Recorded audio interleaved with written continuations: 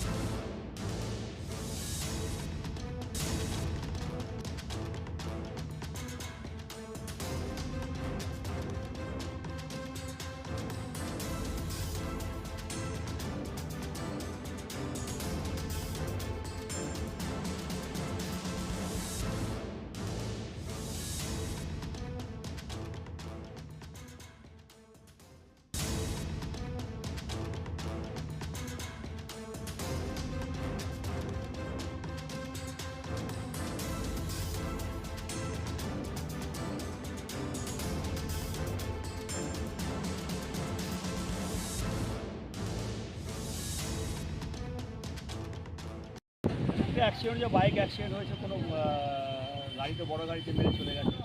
তাতে যদি অ্যাম্বুলেন্স ডাকলাম, ডেকে হসপিটালে পাঠালাম। যদিও এটা সাউথের এলাকা, পাশে থাকে, আমি নর্থে। খবরটা পেয়েই সঙ্গে সঙ্গে ছুটে এসেছিলাম, যেহেতু কাছাকাছি ছিলাম অফিসের কাছে। মানে দেখলাম দুজনের অবস্থা ইঞ্জুরি আছে, গ্রিভিয়াস ইঞ্জুরি আছে, দুজনকে তুলে আমরা পাঠিয়েছি অ্যাম্বুলেন্সে করে। আর বাকিটা ডাক্তারবাবু বলবেন।